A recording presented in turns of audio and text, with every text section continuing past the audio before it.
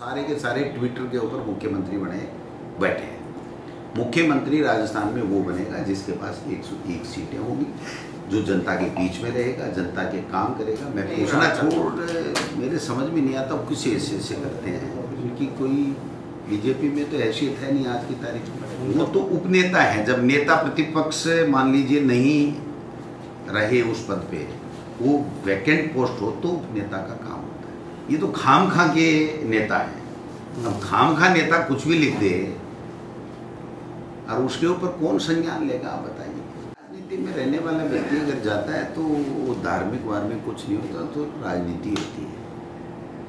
और मैं समझता हूँ कि बीजेपी में जो अंतर्कलह है वो इतनी भारी अंतर्कलह है, एक दूसरे को फूटी आंख से नहीं देखना चाहते। तो इसका दुर्भाग्य है हमारे प्रदेश का कि ऐसा प्रतिपक्ष हमको मिला है कि जो अपने लड़ाई झगड़े में अपना समय व्यर्थ कर रहा है। 3 साल उन्होंने समय व्यर्थ कर दिया और अब झगड़े और तेज कर रहा है। उनको चाहिए था कि जो सरकार की नीतियों में कोई कमी खामी रहती, जनता के कहीं कोई तकलीफ होती तो उसको सरकार तक वो बताते, कोई मुद्दा होता तो एजिटेशन करते। कांग्रेस की सरकार है और कांग्रेस पार्टी का संगठन सत्ता में बैठे लोगों को साथ लेकर के यहाँ पर मोदी सरकार की गलत नीतियों के विरोध में जितना धरने प्रदर्शन और ज्ञापन दे रहा है, उसके 10% भी बीजेपी नहीं दे पाई। इससे 2 अर्थ निकलते हैं। एक अर्थ तो ये निकलता है कि हमारी सरकार बहुत अच्छा काम कर रही है, इसलिए उनके पास मुद्दे नहीं है। दूसरा ये है कि इनमें आपस में इतनी फूट है कि एक नेता कुछ कहता है तो दूसरा नेता दूसरी तरफ चलता है, एक उत्तर में चलता है तो कोई दक्षिण में चलता है, और सारे के सारे ट्विटर के ऊपर मुख्यमंत्री बने बैठे हैं।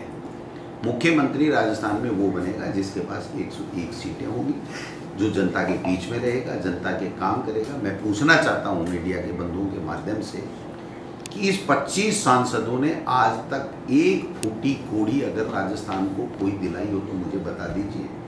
कोई ऐसी योजना, चाहे पानी की हो, सड़क की हो, बिजली की हो, आप बताइए 3 साल में प्रधानमंत्री सड़क योजना के तहत एक भी सड़क का पैसा वो लाए क्या? जो यूपीए सरकार के समय 90-10 या फिर 80-20 का रेशियो से केंद्र से 80 मिलता था, 20% यहाँ मिलता था, उसको 60-40 किया और 60-40 करके अब 50-50 पानी की स्कीम में कर दिया, जबकि पानी का मंत्री हमारे राजस्थान का है। इससे बड़ा दुर्भाग्य कोई हो नहीं सकता। या तो उन मंत्रियों की और एमपीज को वहाँ सुनने वाला कोई नहीं है, मोदी जी और अमित शाह दोनों अकेले चला रहे हैं, या उनकी इच्छा शक्ति नहीं है, या उनके गलतफहमी है कि हम तो दोबारा ही मोदी के नाम से जीत जाएंगे। मोदी जी का ग्राफ बिल्कुल ख़त्म हो चुका है, उनका इकबाल बिल्कुल ख़त्म हो चुका है।